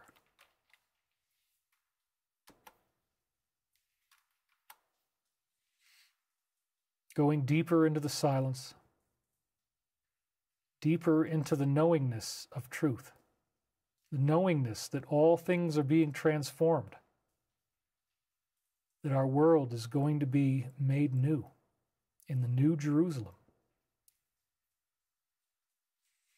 And as we breathe in, we imagine our brightness becoming brighter, the light filling us on every level, becoming more and more fluid, more and more contained in this everlasting peace. That our breath creates the ripples that excite the geometry into existence. Our very thoughts, demanding that reality coerce itself into our own compassion, our own understandings about becoming more loving.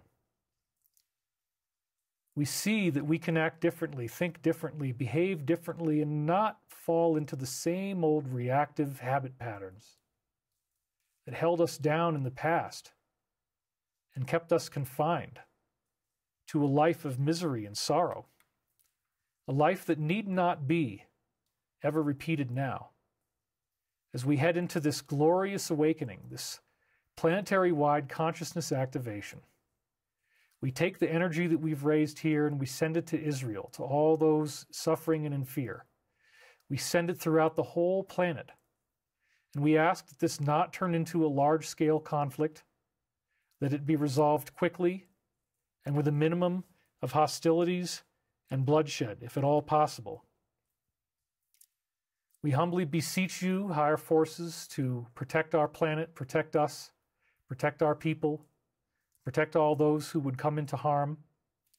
Let us seek peaceful and magnanimous solutions to our world problems so that everyone can benefit and we all get to enjoy the glory of what has been called the New Jerusalem. And now, let's start to breathe our way back into the room. Wiggle your fingers, wiggle your toes. And there we are. All right, let's have a little more of your comments before we end out here. Somebody says, peace, best wishes, and good lucks with your business. I missed this. David Lundbeck says, I'm meditating for light and bringing back the feminine divine path. Now is the time of pain that this world has not ever known. David, please do yoga for us. Is it possible for us to have a translation to French? I don't know. David is now single. That is true. Jesus, come back. You forgot about some of us. Well, that is what's going to be happening. Don't be scared. Be prepared. Pray for Palestine. I miss L. Ron Hubbard, but this doesn't feel right. Well, you can't call this a cult. I don't have any fans who come to a room. There's nobody doing any of that stuff, folks. Rock on, D-Type W. Thank you, David. Love you all. Giant hugs. Smaller things in one's heart are much greater than larger things inside one's mind. Do your barbecue chicken again. I already dozed off earlier in the stream. Namaste, David. He told the truth. Amazing Grazy. So glad you are back. May the light and love of the infinite creator heal our planet. You're a great meditation leader. Thank you, David. I needed that. Light purple. Thousands of ships block the sky. Will people be shocked? David, thanks for all your information sharing. I am. Visions of Israelis and Palestinians shaking hands and fighting the warmongers of the world together. Okay, well, thank you guys. I really do appreciate all the feedback and the comments. It's great that you do that. And now you can see me from over here. There's your comments all rolling in. They're coming in really fast right now. And that's cool. I appreciate you. And I thank you for joining me today on this adventure through space and time. I'm going to leave the comments open for a little while.